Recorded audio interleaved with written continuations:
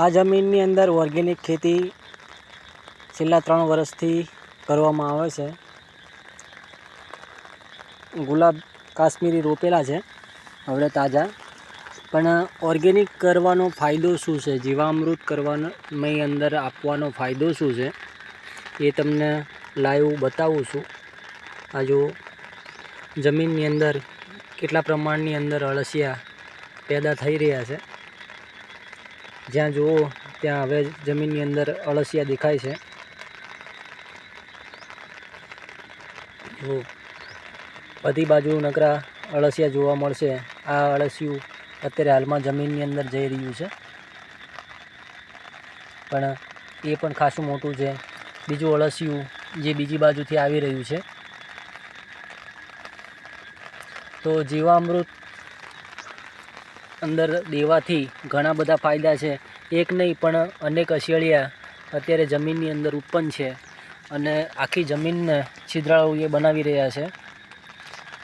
જ્યાં જુઓ ત્યાં પગ મૂકવાની પણ જગ્યા નથી, એટલા અળસિયા જમીનની અંદર ઉત્પન્ન થયેલા છે. તમને લાઈવ બતાવી દઉં કે કેટલું અળસિયું જમીનની અંદર અત્યારે એન્ટર થઈ રહ્યું છે.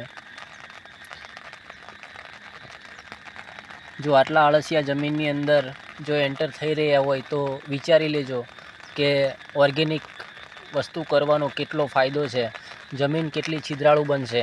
અને આ જે પાણી અત્યારે વરસાદનું પડ્યું છે અંદર, તો આ પાણી પણ જમીનની અંદર બધું ઉતરી જશે.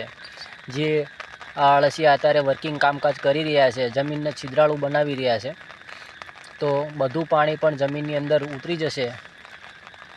અને એક બે નહીં પણ બધી જ જગ્યાએ પુષ્કળ પ્રમાણની અંદર અત્યારે પગ મૂકવાની પણ જગ્યા નથી, એટલા અળસિયા.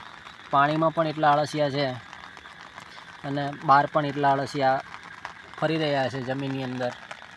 તમે જોઈ શકો છો હાલમાં મારા પગ ઉપર પણ અળસિયા ચડી રહ્યા છે. જો તમે એક સાથે બલ્કની અંદર આટલા બધા અળસિયા ક્યાંય જોવા નહીં મળે તમને. એટલું અળસિયું અત્યારે મારી જમીનની અંદર ફેલાઈ ગયેલું છે. જો મારા પગ ઉપર પણ હવે ચડવા માંડ્યા છે અળસિયા. કાંઈ પણ જમીન ગોતે છે.